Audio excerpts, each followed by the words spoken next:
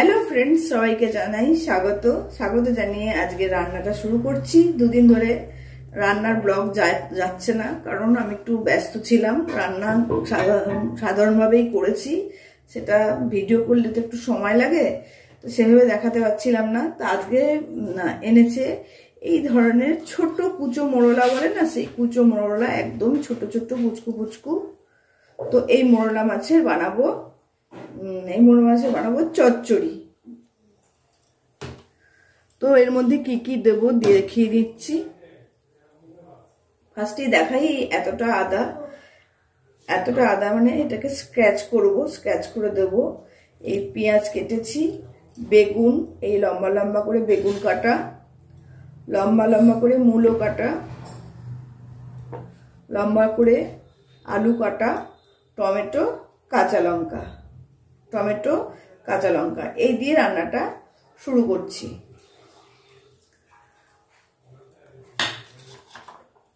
কড়াই আগে আমি গরম করতে বসিয়ে দিয়েছিলাম, এখন ঝটপট রান্নাটা করে নিই।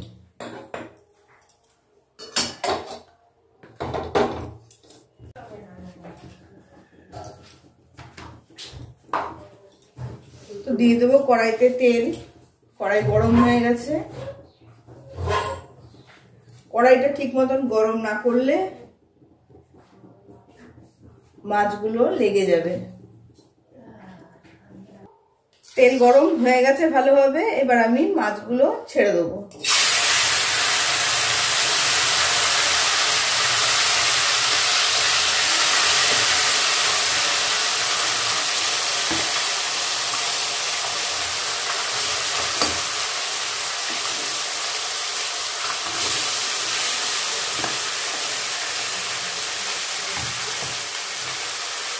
তো মাছ ভাজাটা হয়ে গেছে, আমি এখন খুব সাবধানে উল্টে দেবো।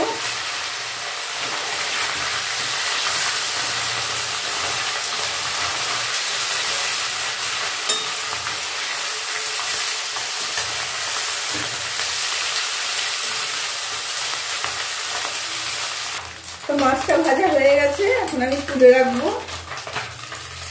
মাছটা ভাজতে প্রচুর তেল লাগলো, তবে এই রান্নাটায় কিন্তু একটুকু জল দেবো না।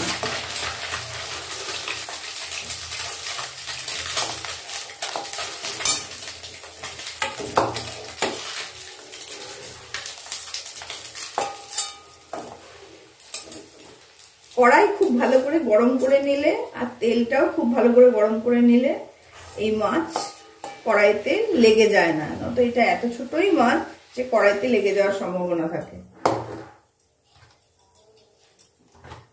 এবার সামান্য একটু তেল দিয়ে দেবো সবজিগুলো ভাজার জন্য।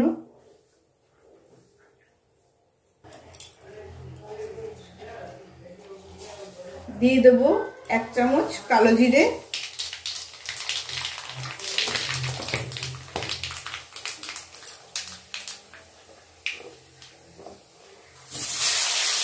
এবার দিয়ে দিচ্ছি আলু ভাজতে।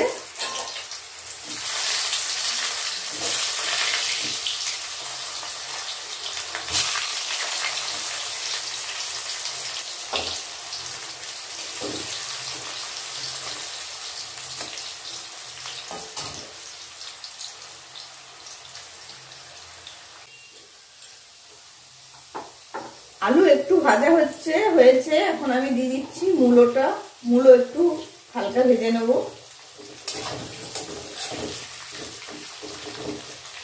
এখন আমি নুন দিইনি, পেঁয়াজ দেওয়ার পর নুন দেব।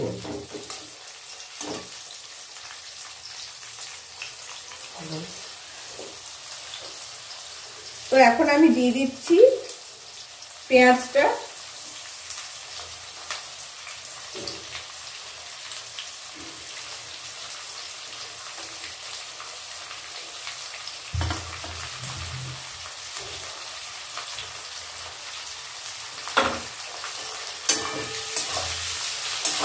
বেগুনটা একটু পরে দেবো, নাহলে একদম নরম হয়ে যাবে।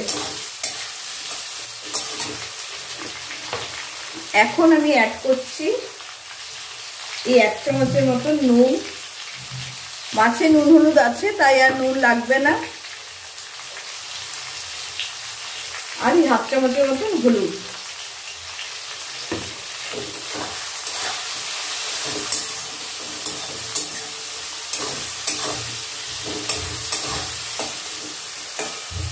পেঁয়াজটা একটু ভাজা হয়ে আসলেই দেব বেগুন।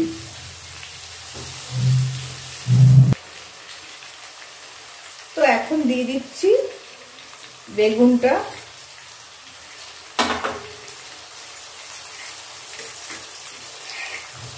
আর দিয়ে দিচ্ছি এই কুচো করে রাখা আদাটা।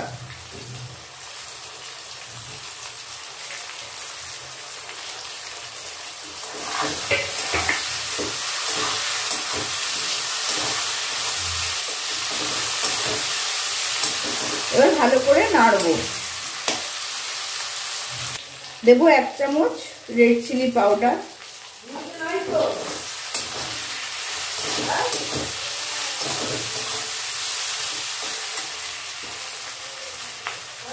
দিয়ে এখানে টমেটো কাঁচা লঙ্কা ছেড়ে দেবো। সব মশলাটা একসাথে ভালো করে আস্তে আস্তে দেখে দেখে কষে নেব, যাতে জল দিতে না হয়।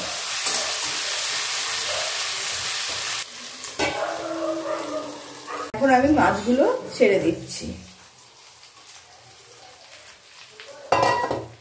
এবার ভীষণই আস্তে হাতে এই মাছগুলো মিক্স করব।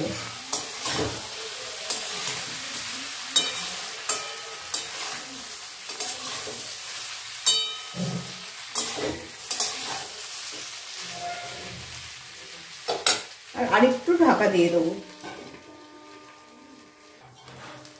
তো মাছ পুরো কমপ্লিট। আমি নামানোর আগে একটু ধনেপাতা দেব।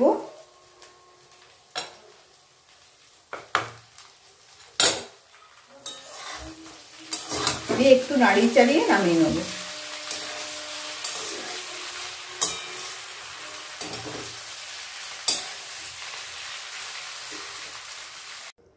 চুনো মাছের চচ্চড়ি কমপ্লিট। এইভাবে বানালে চুনো মাছের চচ্চড়ি খেতে খুব ভাল লাগে, আর একদমই এটাতে জল লাগে না। আস্তে আস্তে আস্তে আঁচে করতে হয়, তাহলে একটু সময় লাগে, কিন্তু খেতে খুব স্বাদ হয় এইভাবে করলে। তা আপনারা এইভাবে ট্রাই করে দেখতে পারেন, আশা করছি আপনাদের খেতে ভালো লাগবে। আর রান্নাটা যদি ভালো লেগে থাকে, রেসিপিটা যদি ভালো লেগে থাকে, তো অবশ্যই একটু লাইক করবেন, প্লিজ সাবস্ক্রাইব করবেন। আর এখানেই তাহলে রান্নাটা শেষ করছি। টাটা। আর এখানে আমি খুব সুন্দর করে গার্নিশ করেছি, দেখতে খুব সুন্দর লাগছে, আর কালারটাও খুব ভালো লাগছে। তাহলে টাটা।